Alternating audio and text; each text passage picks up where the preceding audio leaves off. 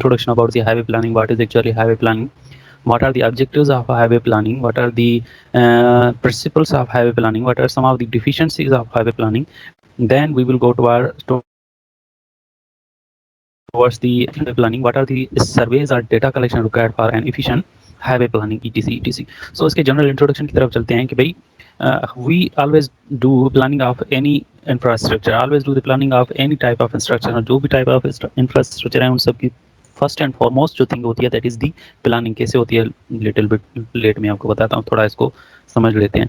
Roads and highways plays a vital role in the development of human society. Okay, but for every successful project planning is necessary. बिल्कुल, किसी भी successful project, किसी भी project को successful होने के लिए planning is necessary. And planning, the efficient planning, proper planning is necessary. For a small road to big structure, and the highway planning is the first and foremost thing that need to be done. कोई भी छोटा project हो या बड़ा project हो, किसी भी type का प्रोजेक्ट हो, उसके लिए first and foremost thing is the highway planning. Highway planning is necessary. So देखें, आप लोगों ने इसने प्रोजेक्ट मैनेजमेंट में फेजेस ऑफ कंस्ट्रक्शन पढ़े होंगे या लाइफ साइकिल ऑफ कंस्ट्रक्शन पढ़ा होगा, जिसमें आपने फर्स्ट फेज होता था कंसेप्शन फेज, सेकंड था आपका प्लानिंग, फिर डिजाइनिंग, फिर कंस्ट्रक्शन, फिर हैंड ओवरिंग, ईटीसी. सो में सिर्फ हम ये डिसाइड कर रहे थे कि हमें कंस्ट्रक्ट क्या करना है, हमें कौन सा प्रोजेक्ट चाहिए होता है. तो फॉर एग्जांपल हमने कंसेप्चुअल फेज में ये डिसाइड कर लिया कि हमें कोई भी हाईवे बनाना है किसी भी जगह पर. सो कंसेप्चुअल फेज रिमूव हो गया. उसके बाद फर्स्ट एंड फॉरमोस्ट फेज होता है that is the planning.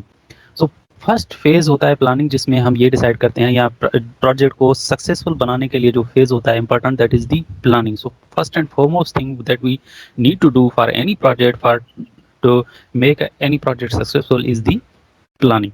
Either that is highway planning, either that is any other type of infrastructure planning, but first and foremost thing need to be done, that is the highway planning or planning simply. Planning becomes more important when sources of funds and materials are limited in quantity. अब क्या होता है, सबसे ज़्यादा planning, efficient planning की ज़रूरत कहाँ पर पड़ती है? जब आपके पास सोर्सेज कम हो और मटेरियल भी कम हो. when the material are in limited quantity, when the sources are in limited quantity. ये अगर आपके पास बहुत कम है तो आपको फिर efficient प्लानिंग की तरफ ही जाना पड़ता है, आपको प्रॉपर प्लानिंग की तरफ जाना पड़ता है. जैसे मैंने आपको एक सेंटेंस बताया था, एक प्रोवर्ब बताया था कि proper period planning prevents poor performance. कि अगर प्रॉपरली आप प्लान करोगे किसी भी प्रोजेक्ट के लिए तो आपके एंड रिजल्ट्स में पुअर नहीं आएंगे, एंड रिजल्ट पुअर होने से आप बच सकते हो.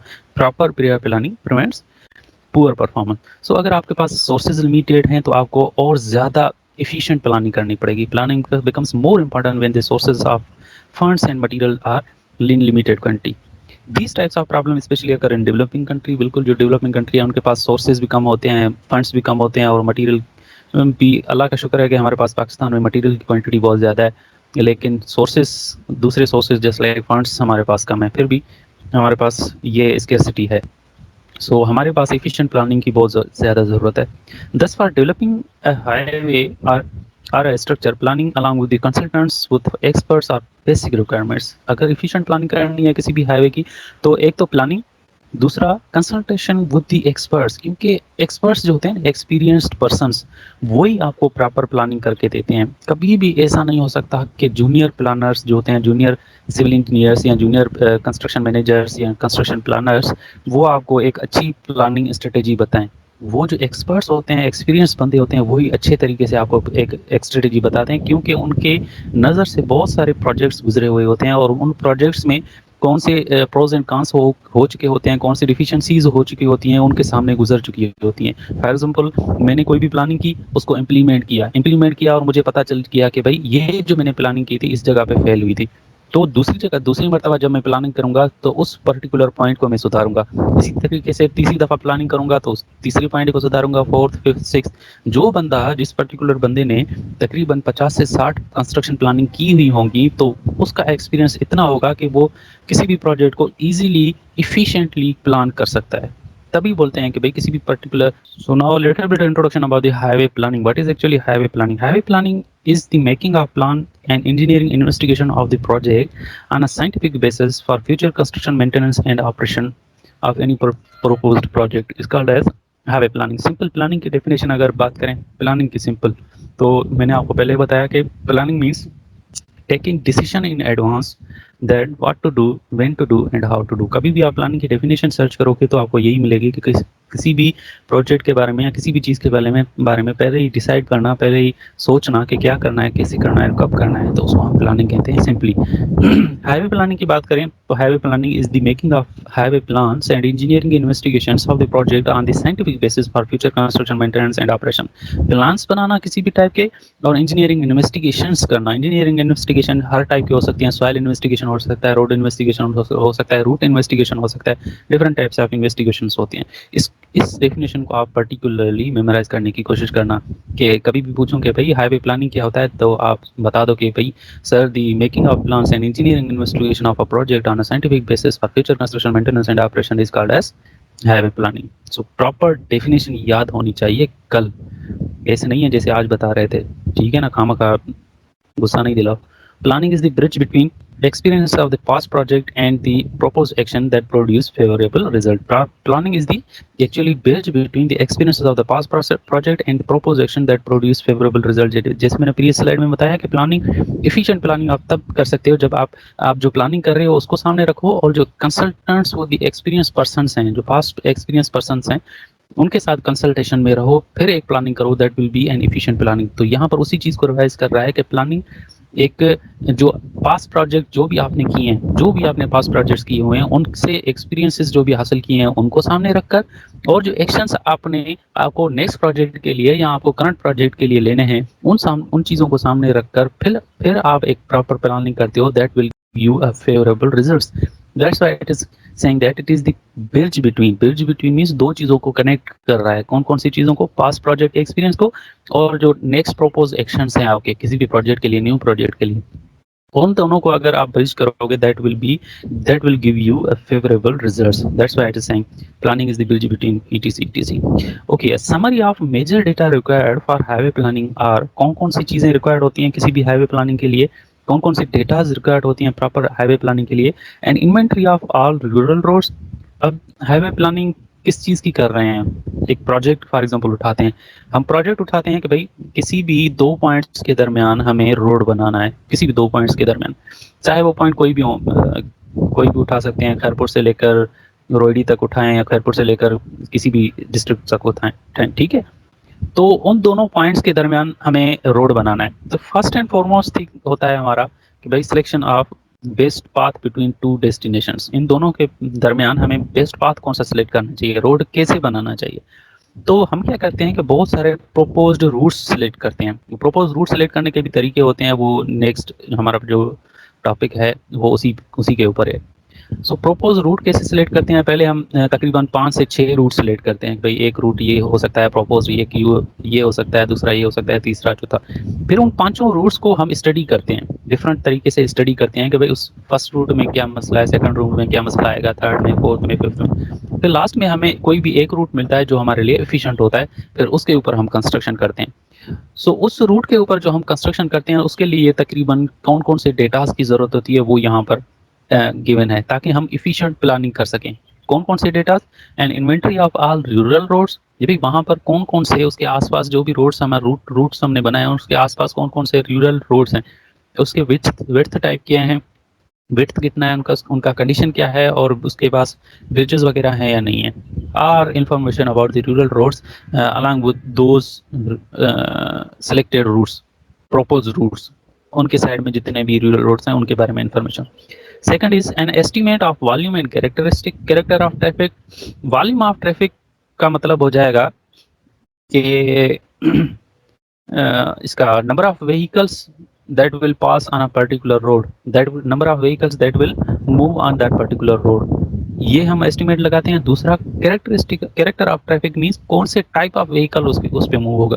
लाजमी है जब भी रोड हम बनाते हैं ना, तो रोड के लिए ट्रैफिक डेटा में दो मेजर चीज़ें हमें इन्वॉल्वमेंट होती हैं, एक ट्रैफिक वॉल्यूम, दूसरा ट्रैफिक कैरेक्टरिस्टिक। ट्रैफिक वॉल्यूम में ये पता लगाते हैं कि कितने व्हीकल्स उस रोड पे ट्रेवल करेंगे, कितने नंबर ऑफ व्हीकल्स उस रोड पे ट्रेवल करेंगे। दूसरा हम ये पता लगाते हैं कि कौन सा ट्रैफिक उस पे ट्रेवल करेगा, आइदर उसमें सिर्फ कार्स ट्रेवल करेंगे, आइदर उसमें सिर्फ ट्रक्स ट्रेवल करेंगे, या उसके ऊपर भी ट्रेलर्स भी वगैरह भी आने हैं। ये कैरेक्टर ऑफ ट्रैफिक है, ठीक है। और वॉल्यूम ऑफ ट्रैफिक में कि भाई कितने मिलियन नंबर ऑफ व्हीकल्स उसमें पास करेंगे, 10 मिलियन होंगे, 10 मिलियन, 5 मिलियन, कितने भी नंबर ऑफ मिलियंस उसमें व्हीकल्स मूव होंगे, ये इसका हम एस्टिमेट लगाते हैं उस पर्टिकुलर एरिया के हिसाब से। उसके बाद है source of highway financing of the state and sub division, कौन उस पर्टिकुलर प्रोजेक्ट को फाइनेंस कर रहा है, उसमें प्लानिंग में बड़ा फर्क आ जाता है कि भाई गवर्नमेंट फंड दे रहा है या प्राइवेट कंसल्टेंट्स हैं वो फंड दे रहे हैं या बाहर से फंड आ रहा है, तो उसमें प्लानिंग में बहुत फर्क आ जाता है। An estimate of number of motor vehicle ownerships, ये हम एस्टिमेट लगाते हैं कि उस पर्टिकुलर इलाके में जहाँ पर हम कंस्ट्रक्ट करने जा रहे हैं रोड, उसमें मोटर व्हीकल ओनरशिप कितना है, कि कितने नंबर ऑफ पर्सन्स के पास एक व्हीकल है। ठीक है, अगर हम हैदराबाद की बात करें फॉर एग्जांपल, तो हैदराबाद में फॉर एग्जांपल 50 बंदों के पास, 50 या 100 बंदों के पास एक व्हीकल है। अगर खैरपुर की बात करें तो फॉर एग्जांपल उस वहाँ पर ऐसा होगा कि 75% के पास एक बंदा होगा, एक गाड़ी होगी, या 200 बंदों के पास एक गाड़ी होगी। सो ये चीज़ हम एस्टिमेट करते हैं कि मोटर व्हीकल ओनरशिप कितना है उस पर्टिकुलर इलाके में, number of vehicles per person कितने हैं। Then we estimate road life studies based on past regards of construction and reconstruction from which service life can be estimated। हम प्रीवियस जो भी रोड्स हैं उस पर्टिकुलर एरिया में, उसके हम रिकॉर्ड्स को चेक करते हैं कि भाई जब हमने उसको कंस्ट्रक्ट किया और जब वो फेल्ड हुए तो उसकी लाइफ कितनी थी, कंस्ट्रक्शन से लेके जब वो रोड्स फेल हुए तो उसकी लाइफ कितनी थी। इससे हमें क्या अंदाज़ा लग जाता है कि उस पर्टिकुलर एरिया में रोड्स की लाइफ कितनी होती है, from which the service life can be estimated. उसमें से हम सर्विस लाइफ एस्टिमेट कर लेते हैं कि भाई वो ये जो पर्टिकुलर इलाका है इसका सॉइल कंडीशन ही ऐसी है, या एनवायरनमेंट ही ऐसा है कि इसमें 15 to 16 ईयर्स तक ही रोड सर्वाइव कर सकता है। तो बेहतर यह है कि प्लानिंग भी हम 15 to 16 ईयर तक की करें, उसके बाद दोबारा रोड का रिकंस्ट्रक्ट करेंगे या उसको मेंटेनेंस में ले जाएंगे। ठीक है, these are the some of the data required for the highway planning, not for an efficient highway planning but simple highway planning. Inventory of all rural roads, estimate of volume and character of traffic, source of highway fencing, estimate of number of motor vehicle ownership, road life studies based on past records, etc। अच्छा, जैसे मैंने आपको पहले एक subject शायद पढ़ाया था, याद नहीं मुझे, लेकिन उसमें मैंने आपको बताया था कि जब भी थ्योरेटिकल कोई भी सब्जेक्ट हो उसमें अगर आपको किसी चीज़ को मेमोराइज करना है तो आप बुलेट पॉइंट्स बना लो, ठीक है ना। तो अगर आपको ये पर्टिकुलर स्लाइड मेमोराइज करना है किसी भी पेपर के लिए, किसी भी हिसाब के लिए, तो इसमें जैसे bullet points, first bullet point में इन्वेंट्री हो गया, तो इन्वेंट्री आप मेमोराइज करोगे तो आपको पता चल जाएगा inventory of all rural roads. यहाँ पर volume and character of traffic याद करोगे तो आपको ये सेकंड पॉइंट याद हो जाएगी। सोर्स याद करोगे तो आपको थर्ड पॉइंट याद हो जाएगा। अगर फोर्थ पॉइंट के लिए अगर मोटर व्हीकल ऑनरशिप याद करोगे तो ये फोर्थ पॉइंट याद हो जाएगा आपको। इसमें अगर सर्विस लाइफ सिर्फ याद करो टेक्निकल टर्म, या रोड लाइफ स्टडीज़ याद करो, फिर भी ये सेंटेंस याद हो जाएगा आपको। तो मेमोराइज करने के लिए आप लोग अगर टेक्निक फॉलो करते हो that will be very good. Concept होना चाहिए, उसके बाद लाजमी है दो तरीके की चीज़ें होती हैं, आपको रट्टा भी लगाना होता है और कॉन्सेप्ट भी लेना होता है, लाजमी है। कॉन्सेप्ट आप ड्यूरिंग क्लासेस लेते जाओ, लेकिन जो पेपर में ऐसी चीज़ें होती हैं जिसमें हर चीज़ बुलेट पॉइंट्स में आपको लिखना है तो उसमें लाजमी है कुछ रट्टा भी लगाना होता है। Okay, objectives of highway planning पे आते हैं। What are the main objectives of highway planning? कि the road which you are constructing, the proposed road should provide safe, efficient, environmentally compatible, economical and speedy movements। First जो object होना चाहिए किसी भी highway planning का वो ये होना चाहिए कि एफिशिएंट रोडवे सिस्टम होना चाहिए, एफिशिएंट रोड हम प्लान करें, ये फर्स्ट एंड फॉरमोस्ट थिंग है। Second is it should have maximum utility with in available resources and other restaurants, कि जो भी आप हाईवे प्लान कर रहे हो, जो भी रोड कंस्ट्रक्ट कर रहे हो, उसकी मैक्सिमम यूटिलिटी होनी चाहिए। ऐसे नहीं है कि आप ऐसी जगह पर कंस्ट्रक्ट कर रहे हो, कंस्ट्रक्ट कर दिया किसी भी जगह पर आपने रोड जहाँ पर व्हीकल ही मूव नहीं कर रहे, जहाँ पर कोई ट्रैफिक ही नहीं है, तो उस जगह पर कंस्ट्रक्ट करने का क्या फ़ायदा। कभी कभी ऐसे होते हैं कि जो पॉलिटिशियंस होते हैं वो अपने इलाके में बहुत अच्छा रोड बनवा देते हैं कभी कभी, या अपने इलाके में जहाँ पर उनका घर जा रहा है या फार्म हाउस बना हुआ है तो वहाँ पर बहुत अच्छा रोड बनवा देते हैं, तो वहाँ पर मैक्सिमम यूटिलिटी होती ही नहीं है, सिर्फ उनकी गाड़ियाँ चल रही होती हैं, बाकी तो ट्रैफिक मूव नहीं कर रहा होता। सो इन चीज़ों को भी देखना होता है कि जो आप कर रहे हो हाईवे प्लानिंग किसी भी रोड के लिए, that should have maximum utility with in the available resources and other restaurants. दूसरी पॉइंट इसमें यह है कि जितने भी रिसोर्सेज आपके पास अवेलेबल हैं, either in terms of funds, either in terms of the materials, resources किसी भी टाइप के हो सकते हैं, तो उन रिसोर्सेज की मिनिमम यूटिलिटी होनी चाहिए उस पर्टिकुलर रोड को कंस्ट्रक्ट करने के लिए। ये 2 पॉइंट्स हो सकते हैं इस टॉपिक के लिए, इस पॉइंट के लिए। Third is it should meet for anticipated future developments and social needs.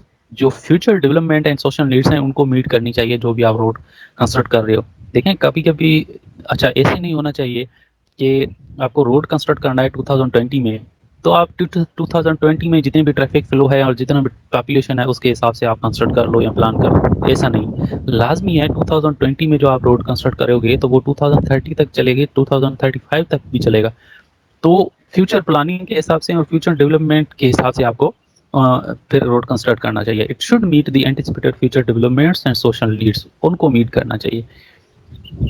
Highway planning should evolve financial system and recommend changes in taxes and budget procedure. जो भी आप हाईवे प्लानिंग करो उसमें ये चीज़ें भी होनी चाहिए कि भाई जो आप ऐसा फाइनेंशियल सिस्टम पहले से ही तैयार करके दो उनको, जिस पर्टिकुलर रोड के लिए आप रोड के लिए प्लानिंग कर रहे हो उनके लिए एक सा फाइनेंशियल सिस्टम तैयार करके दो जिसमें उसके टैक्सेस या रिकवरी के लिए प्रोसीजर्स आप बना के दो। Changes in taxes and budget procedures उनके लिए आप बना के दो, ताकि लाजमी ऐसे होता है कोई भी हाईवे आप कंस्ट्रक्ट करते हो, कोई भी मोटरवे आप कंस्ट्रक्ट करते हो, तो उस मोटरवे और हाईवे से आप रेवेन्यू जनरेट करवाते हो। कोई भी रोड आता है ना उससे आप रेवेन्यू जनरेट लाजमी करवाते हो, क्योंकि कंस्ट्रक्ट होने के बाद कोई भी चीज़ है, कोई भी टाइप ऑफ इंफ्रास्ट्रक्चर है, वो आपका मेंटेनेंस मानता है। चाहे वो रोडवे सिस्टम हो, चाहे आपकी बिल्डिंग्स हो, कोई भी हो, वो रोडवे वो मेंटेनेंस मानती हैं। तो उसके हिसाब से हम जब भी रोडवे कंस्ट्रक्ट करते हैं तभी हम ये टोल्स वगैरह लगाते हैं, टोल प्लाजाज लगाते हैं। सो टोल प्लाजा से जो भी रेवेन्यू जनरेट होता है ना, वो सारा रेवेन्यू उसी पर्टिकुलर रोड के मेंटेनेंस पे खर्च हो जाता है। दूसरी भी सारी चीज़ें हैं कि जो भी गवर्नमेंट रोड बना देते हैं, तो उस रोड के में जितना भी खर्चा हुआ ना वो हमारे से ही निकालते हैं, जो भी उसमें से व्हीकल मूव हो रहे हैं उनसे ही निकालते हैं। सो टोल टैक्सेस उसी हिसाब से लगा देते हैं। आपने देखा होगा कि हाईवेज पे अगर मूव करोगे तो टोल टैक्सेस कम होते हैं, मोटरवेज पे मूव करोगे तो टोल टैक्सेस ज़्यादा होते हैं। ये क्यों होते हैं? क्योंकि हाईवेज की कंस्ट्रक्शन में कम पैसा लगता है और मोटरवेज की कंस्ट्रक्शन में ज़्यादा पैसा लगता है। और हाईवेज में जो कंफर्ट होता है वो कम होता है और मोटरवेज में कंफर्ट लेवल ज़्यादा होता है, एक लेवल ऑफ सर्विस होता है ना वो ज़्यादा होता है। इसलिए वो उनके रेवेन्यू भी ज़्यादा जनरेट करने की कोशिश करते हैं, कहते हैं कि हमने खर्चा ज़्यादा किया तो रेवेन्यू भी ज़्यादा जनरेट होता है, कि हमने जो भी खर्चा किया है वो सारा निकल जाए। सो दो चीज़ें होती हैं, एक जो कंस्ट्रक्शन कास्ट होता है वो भी हमसे ही निकाल रहे होते हैं, दूसरा जो मेंटेनेंस कास्ट होता है वो भी हमसे ही निकाल रहे होते हैं। So an efficient planning should involve financial system and recommend changes in taxes and budget procedures depending upon the type of project. Okay, highway planning helps in phasing the road development projects programs from financial consideration and topmost needy conditions. देखें for example एक particular area में 10 से 12 या 5 से 6 roads बनने हैं, तो highway planning से हमें प्रॉपर हाईवे प्लानिंग से ये पता चलता है कि कौन से एरिया में सबसे ज़्यादा नीड है रोड कंस्ट्रक्ट होने की, टॉप मोस्ट नीडी कंडीशन किस में है। तो उसके हिसाब से फिर वो हाईवे प्लानिंग आपको फेस करके देता है कि ये रोड आप इस जगह पे बनाओ, that is in the first priority, that should be given first priority. उसको फर्स्ट प्रायोरिटी दें, उसके बाद आप भले दूसरी जगह पर रोड्स बनाएं। जहाँ पर ट्रैफिक ज़्यादा आना है, जहाँ पर ट्रैफिक लोडिंग ज़्यादा होनी है, तो वहाँ पर उस पर्टिकुलर रोड को पहले बनाएं तो बेहतर है। Okay, these were some of the objectives of a highway planning. When you do a proper highway planning, these points you should keep in your mind. Okay, principles of highway planning पे की तरफ चलते हैं, time भी बहुत fast जा रहा है। प्रिंसिपल्स ऑफ हाईवे प्लानिंग, कायदे और कानून क्या होने चाहिए हाईवे प्लानिंग के। जब आप हाईवे प्लानिंग करो तो किन चीज़ को अपने माइंड में रखो, लाजमी अपने माइंड में रखो कि ये चीज़ें तो लाजमी होनी चाहिए। The road should be equipped with the traffic sign boards और statutory provision for the regulations. जो भी आप रोड पे प्लानिंग करो, किसी भी प्लानिंग के रोड के लिए प्लानिंग करो, उसमें ये लाजमी होना चाहिए, उसमें ट्रैफिक साइन बोर्ड्स भी होना चाहिए और statutory provision for regulations rules and regulations को मेंटेन करने के लिए या इम्प्लीमेंट करने के लिए सारी चीज़ें होनी चाहिए, अदर वहाँ पर ट्रैफिक सिग्नल्स हों या जो पेट्रोल ऑफिसर्स हों वो होने चाहिए। ये चीज़ों का भी फर्स्ट चीज़ का आप लोगों को ध्यान में रखना चाहिए जब आप हाईवे प्लानिंग कर रहे हो। Second, the importance of road should B only on the traffic demand. ठीक है, देखें ऐसा नहीं है कि आप कोई ऐसा रोड है जिसमें ट्रैफिक बिल्कुल कम होना है या ट्रैफिक उसमें बहुत कम जा रही है, जानी है इन द फ्यूचर, तो उसको आप इतनी इंपॉर्टेंस दे दो और उसको उसकी प्लानिंग इतनी हाई फाई कर दो कि सोर्सेज भी ज़्यादा, फंड्स भी ज़्यादा उसमें ज़ाया हो जाए। ऐसे नहीं करना चाहिए। Importance of road should be given only on the traffic demand basis. जितनी ट्रैफिक उसके ऊपर मूव करनी है उसके हिसाब से आपको रोडवेज डिज़ाइन करना पड़ेगा, उसके हिसाब से आपको रोडवे प्लानिंग करनी पड़ेगी। ऐसे नहीं है कि भाई एक रोड पे फॉर एग्जांपल दो रोड्स कंसीडर करते हैं, उसको एग्जांपल लेते हैं, दो रोड्स कंसीडर कर रहे हैं हम, कंस्ट्रक्ट करने हैं हमें दो रोड्स, ठीक है। एक रोड पे बहुत कम ट्रैफिक चल रही है, एक रोड पे ज्यादा ट्रैफिक चल रही है। तो ऐसा नहीं है कि जहां पर कम ट्रैफिक चल रही है उसको भी आप वैसे ही डिजाइन करो जहां पर ज्यादा ट्रैफिक चलना है। ऐसा नहीं है, जहां पर कम ट्रैफिक चल रही है तो उसको डिजाइन और प्लान भी उसी के हिसाब से करना है, जहां पर ज्यादा ट्रैफिक चल रही है तो उसको उसी के हिसाब से डिजाइन करना है। ऐसा ना हो कि जहां पर ज्यादा ट्रैफिक चल रही है तो उसको और स्ट्रांग बनाओ ताकि वो ज्यादा उसकी लाइफ और बेहतर हो सके, भले जहां पर कम ट्रैफिक चल रही है तो उसको उस हिसाब से डिजाइन करें। ठीक है। Road should form integral part of network and form part of development scheme. लाजमी है रोड नेटवर्क, रोड जहाँ पर भी बनाओगे तो नेटवर्क से कनेक्ट होना चाहिए। ऐसा नहीं है कि एक ऐसी जगह पर आपने रोड बना दिया जहाँ पर किसी दूसरे रोड से उसका कनेक्शन ही नहीं है, लिंक ही नहीं है। तो road should form integral part of network and form part of development scheme, ये तो लाजमी है। There should be provision of maintenance funds. लाजमी है जब आप प्लानिंग करो तो उसमें ये चीज़ भी अपने माइंड में रखना कि मेंटेनेंस फंड्स कहाँ से आएंगे, कंस्ट्रक्शन फंड्स कहाँ से आएंगे, ये सारी चीज़ें भी अपने माइंड में रखने होते हैं when while doing a proper highway planning. So these are some of the principles of highway planning, the things which you have to keep in your mind when doing a proper highway planning. Okay, these are some of the deficiencies of highway planning. जब हम highway planning करते हैं तो उस time किन चीज़ों को ignore कर देते हैं, कौन सी चीज़ें होती हैं जो हमें डिफिशियंसीज की तरफ लेके जाती हैं। No correlation to the transport need, transport needs के हिसाब से हम प्लानिंग कर रही नहीं होते, कंस्ट्रक्ट कर ही नहीं होते। जैसे मैंने दो रोड का आपको एग्जांपल दिया कि एक रोड पे कम ट्रैफिक है, एक रोड पे ज़्यादा ट्रैफिक है, तो जहाँ पर कम ट्रैफिक है उसको हमने स्ट्रांग बना दिया, जहाँ पर ज़्यादा ट्रैफिक है उसको हमने कम स्ट्रांग बना दिया, ETC। So there should be relation between the transport needs, transport demand के हिसाब से आपको हाईवे प्लानिंग करनी चाहिए या डिज़ाइन करना चाहिए। No any base on systematic transport survey, survey करते ही नहीं है ट्रांसपोर्ट कि भाई इसके ऊपर कितने रोड नंबर ऑफ व्हीकल्स चल रहे हैं, कितने नंबर ऑफ व्हीकल और कैरेक्टर ऑफ ट्रैफिक कौन सा होना चाहिए, कौन सा होगा, ये सर्वे करते ही नहीं है और डायरेक्टली बस रोड कंस्ट्रक्ट करवा देते हैं, रोड डिज़ाइन कर देते हैं, ट्रांसपोर्ट हाईवे प्लानिंग कर देते हैं। So there should be a proper transport survey कि भाई कितने नंबर ऑफ व्हीकल्स उसमें मूव होंगे और कौन से टाइप ऑफ व्हीकल मूव होंगे, उसके हिसाब से फिर प्लानिंग होनी चाहिए। That is a deficiency. Okay, no assess of base and horizon year traffic, future year traffic का भी फ्यूचर ग्रोथ के बारे में नहीं देखते।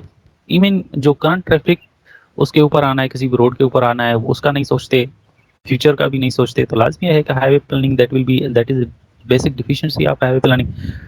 भाई यही होना चाहिए कि जब आप किसी भी कोई भी रोड कंस्ट्रक्ट करो तो उसके ऊपर सर्वे लाजमी कंडक्ट करो कि उसके ऊपर कितने नंबर ऑफ व्हीकल्स ट्रेवल करने हैं और कौन से टाइप ऑफ व्हीकल ट्रेवल करने हैं। आइदर हेवी व्हीकल्स ट्रेवल करने हैं, आइदर लाइट व्हीकल्स ट्रेवल करने हैं, आइदर सिर्फ कार ट्रेवल करने हैं या ट्रक ट्रेवल करने हैं या हेवी ट्रेलर्स ट्रेवल करने हैं। तो उसके हिसाब से आपको प्लानिंग करनी पड़ेगी। If you are not doing that will be deficiency in your highway planning. No evaluation for qualitative improvements in terms of geometric structural integrity and riding surface. कोई भी क्वालिटेटिव इंप्रूवमेंट टेक्निक्स नहीं है in terms of geometric design, visual features of road जो भी हैं आपके trucks, ये traffic marking हो गया, ETC, structural integrity means thickness of the payment and riding surface in terms of skid resistance. उनके लिए कोई भी एवोल्यूशंस प्लान नहीं होता कि भाई अगर कंस्ट्रक्ट कर दें तो उसके बाद इन चीज़ों को एवेल्यूट कौन करेगा, उन चीज़ों की जी की quality assurance and quality control कौन करेगा। क्वालिटी कंट्रोल तो ड्यूरिंग कंस्ट्रक्शन होता है, क्वालिटी एश्योरेंस उसके बाद फाइनल में देखते हैं। No relation between the transport plans with other sector like agriculture and other industry.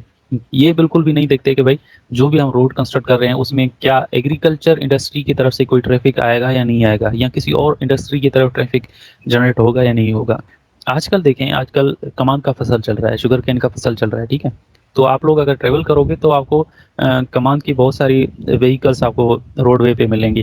तो अभी देखें कितना नंबर ऑफ व्हीकल्स और कितने हेवी लोडिंग रोड पे आ रही है, रोड पे जनरेट हो रही है। इन चीज़ों को अगर किसी ने इग्नोर करके और रोडवे डिज़ाइन किया हो तो क्या होगा, लाजमी है रोड्स फेल होंगी। तो एग्रीकल्चर इंडस्ट्री से जो भी लोडिंग जनरेट हो रही है या इंडस्ट्रीज दूसरे इंडस्ट्रीज से जनरेट हो रही हैं, उनको भी हमें अपने माइंड में रखकर फिर प्लानिंग करनी चाहिए। अगर नहीं कर रहे हैं that will B deficiency.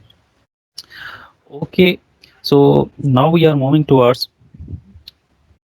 we have a general idea about the highway planning, highway planning क्या होती है। उसके बाद हमने थोड़ा ऑब्जेक्टिव्स ऑफ हाईवे प्लानिंग पढ़े, ठीक है, कौन कौन से ऑब्जेक्टिव्स हो सकते हैं। उसके बाद हमने पढ़े कि भाई प्रिंसिपल्स ऑफ हाईवे प्लानिंग कौन सी हैं। उसके बाद हमने लास्ट में डिफिशिएंसीज ऑफ हाईवे प्लानिंग पढ़ी।